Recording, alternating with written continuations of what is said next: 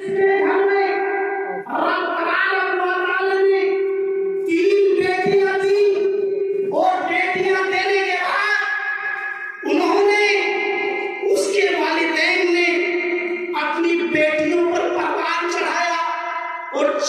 کرنے کے بعد ان کی شادی کر دی تو اللہ کے رسول خود جنت کی ضمانت لیتے ہیں، ارشاد فرماتے ہیں کہ میں خود اس کی جنت کی ضمانت لیتا ہوں۔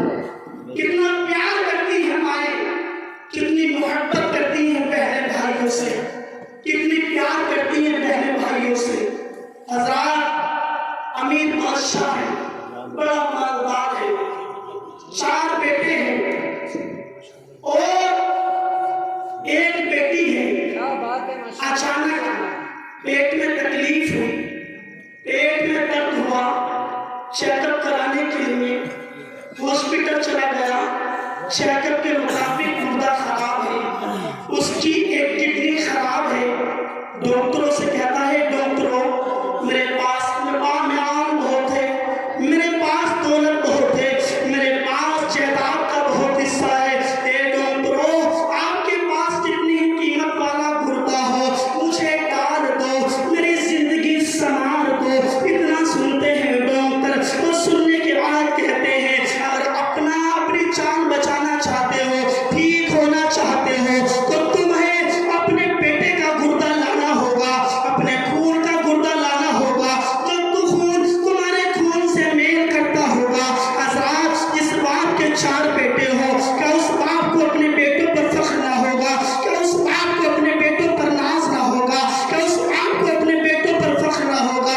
حضرات، خوش ہونے کے بعد خوشی خوشی اپنے بڑے بیٹے کے دروازے پر پہنچا۔ پہنچنے کے بعد کہنے لگا اے لخت جگر، اے نور نظر، میرا گردہ خراب ہے، ڈاکٹروں نے کہا ہے اگر ٹھیک ہونا چاہتے ہو تو اپنے بیٹے کا گردہ لاؤ۔ اے لخت جگر، مجھے ایک گردہ دے دے، میری زندگی سنوار دے۔ اتنا سنتا ہے بڑا بیٹا، سننے کے بعد عرض کرتا ہے واپس چلے جاؤ، زندگی چاہتے ہو، میرے چھوٹے چھوٹے بچے ہیں۔ اتنا سنا، سننے کے بعد اپنے دوسرے بیٹے کے دروازے پر گیا، اس نے بھی انکار کر دیا۔ تیسرے بیٹے کے دروازے پر گیا، اس نے بھی انکار کر دیا۔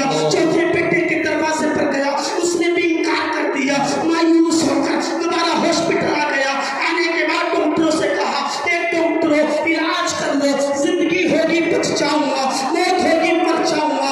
علاج کیا جا رہا ہے، علاج ہو رہا ہے۔ اور اسی امیر کی ایک بیٹی تھی، اسی امیر کی ایک شہزادی تھی، اسی لخت جگر کی ایک شہزادی تھی، نور نظر تھی، جو تقریباً 120 کلومیٹر دوری سے رہتی تھی۔ حضرات، 10 سال ہو گئے تھے شادی کی ہوئے، ابھی تک اپنی بیٹی کے مکان تک نہ گیا تھا، ابھی تک اپنی بیٹی کے دروازے تک نہ گیا تھا۔ حضرات، جب اس بیٹی کو معلوم ہوا، جب اس لخت جگر کو پتہ چلا، جب اس نور نظر کو پتہ چلا کہ میرے باپ کا گردہ خراب ہے، میرے بھائیوں نے دینے سے انکار کر دیا ہے، اس لخت جگر نے اپنی آغوش میں چھوٹا سا بچہ لیا اور لینے کے بعد ہاسپٹل آ جاتی ہے، اور آنے کے بعد ڈاکٹر سے عرض کرتی ہے اے ڈاکٹروں فلاں پاک نمبر میں جو مریض لیٹا ہوا ہے میرا ایک گردہ نکالو، اس کو ڈال دو۔ اتنا سنتے ہیں ڈاکٹر، سننے کے بعد تعجب میں ارشاد فرماتے ہیں اے بیٹی، آخر تو لڑکی ہو کر،